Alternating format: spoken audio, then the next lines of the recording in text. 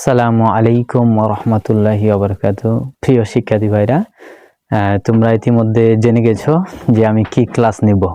আজকের ক্লাসটা হচ্ছে দুটি সংখ্যার গড়, অ্যালগরিদম ও ফলোচার্ট। আমরা প্রথমে ফলোচার্ট জানবো, তারপর অ্যালগরিদম। ফলোচার্ট জানার জন্য প্রথমে তোমাকে গড় জিনিসটা কি এটা একটু ক্লিয়ার হয়ে যাও। গড় জিনিসটা কি? আচ্ছা, গড় জিনিসটা এরকম, আমি মনে করি তোমাদের কাছে দুজনের কাছে 10-20 টাকা থাকিল, 10 টাকা এবং 10 টাকা, কয় টাকা? 20 টাকা। বললাম এর গড় কত হবে, তুমি অ্যান্সার দিবা 10 টাকা। কিভাবে? ওই যে 10-10-20 যোগ করছো আর দুজন ব্যক্তি তাই 2 দ্বারা ভাগ দিয়েছো। এটাই হচ্ছে গড়ের নিয়ম, সূত্র। গড়কে ইংলিশে অ্যাভারেজ বলে, অর্থাৎ এর সংক্ষিপ্ত ফর্মে আমরা AVG দ্বারা লিখবো। এখন দেখো এই ফ্লোচার্টটা কেমন করে হবে। ফ্লোচার্টটা কেমন করে হবে, প্রথমে তোমাদের জানোই যে স্টার্ট করতে হবে। প্রথমে কি?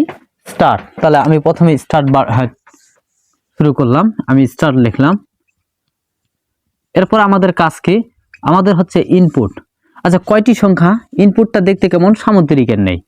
হ্যাঁ, কয়টি সংখ্যা? আমরা জানি যে দুটি, মাত্র কয়টি সংখ্যা? দুটি। তাহলে A, B। এরপর আমাদের কাজ কি? আমাদের কাজ হচ্ছে, এরপরে হচ্ছে আমাদের প্রসেসিং। আমরা জানি যে প্রথমে শুরু করলাম, তারপর ইনপুট দিলাম, এরপরে কাজ কি হয়? প্রক্রিয়াকরণ হয়। প্রক্রিয়াকরণ। অর্থাৎ প্রক্রিয়াকরণটা কি?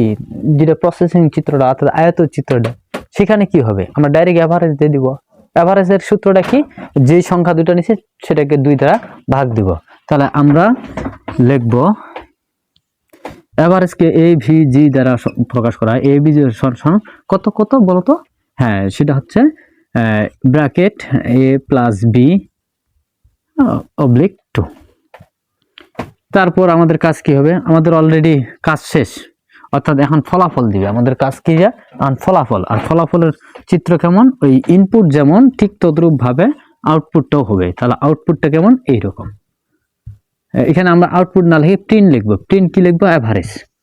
ওকে, প্রিন্ট কি লিখবো? অ্যাভারেজ। তারপর আমাদের কাজ কি? আমাদের অলরেডি শেষ। এখন অ্যান্সার দিল, দেওয়ার পর আমাদের কি? শেষ। আর শেষ চিহ্ন কি জানো? শেষ চিহ্ন জানো তোমরা? এই ডিম্বাকার। তাহলে এখানে স্টপ বা ইন্ড লিখে দিতে পারো, স্টপ অথবা ইন্ড। এরপরে সেটাকে আবার অ্যালগরিদমের ভাষায় লিখবো। আমরা কিসের ভাষায়? অর্থাৎ আমি বলছিলাম অ্যালগরিদমটা কি? ধাপে ধাপে, যুক্তিটাকে ধাপে ধাপে অনুযায়ী সমাধান করব। তাহলে এখন দেখি সমাধান করতে যাই। তাহলে আমাদের কাজ হবে, আমাদের প্রথম আগে স্টেপ লিখতে হবে। এখানে যে রকম লিখছি ঠিক অনুরূপ ভাবে এখানে ধাপ অনুযায়ী লিখে দিব। তাহলে প্রথমে আমাদের কি হবে ভাইয়া? আমাদের স্টেপ হবে। স্টেপ কত? 1 নাম্বার। তাহলে স্টেপ 1, প্রথম স্টেপে আমাদের কি? স্টার্ট হয়। প্রথম স্টেপে কি? স্টার্ট। তারপর দ্বিতীয় স্টেপ কত হবে? স্টেপ 2 তে আমাদের স্টেপ 2 তে কি হবে? ইনপুট হবে। ওখানে যেমন নিয়েছি, ইনপুট কত ছিল? A, B। আচ্ছা, স্টেপ 3, আমাদের 3টা ইনপুট যদি হলো, তাহলে স্টেপ 3 তে কি হবে? অর্থাৎ প্রক্রিয়াকরণটা, আর সেটা আমরা ধাপ অনুযায়ী লিখবো। তাহলে অ্যাভারেজ সমান A + B ডিভাইডেড কত? 2। এরপরে স্টেপ 4 কত হবে? স্টেপ 4 এ অ্যান্সার দিবে, তবে অ্যান্সারটা কিসের? প্রিন্ট দিবে। তাহলে প্রিন্ট কি হবে? অ্যাভারেজ। তাহলে প্রিন্ট। তারপর আমাদের কাজ কি? আমাদের কাজ হচ্ছে শেষ অথবা 5 নম্বর স্টেপে হচ্ছে শেষ অথবা স্টপ। তাহলে আমরা এখানে ইন্ট লিখে দেব। আমাদের তুলনামূলকভাবে এটা অ্যালগরিদম হয়ে গেল। যদি আমি 3টা সংখ্যার কথা বলতাম, তাহলে তোমরা এখানে ABC লিখতা। তো XYZ চলকগুলো A থেকে Z পর্যন্ত নিতে হয়, অর্থাৎ ইংলিশ বর্ণের লেটারগুলোই লিখতে হয়। তাহলে আমার মনে হয় তোমরা বুঝতে পেরেছো। এখন দেখো 3টি সংখ্যা হলে এখানে ABC হবে, সবগুলো নিয়ম একই।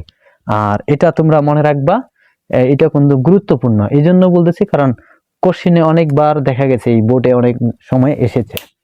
তবে যদি কোশ্চিনে যদি সংখ্যা দেওয়া থাকে, তাহলে তোমরা একটু হিসাব করে নিবা। সংখ্যাটাকে তোমরা চলক আকারে লিখবা, মনে করে হিসাবে লিখে দিবা।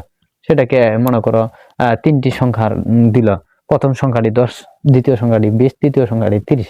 বললো এদের অ্যালগরিদম ফলোচার্ট নির্ণয় করা। তাহলে প্রথম 10 সংখ্যাটাকে A, তারপর 20 সংখ্যাটাকে B এবং 30 সংখ্যাটাকে C ধরে এনে তোমরা অ্যালগরিদম এবং ফলোচার্ট করবা।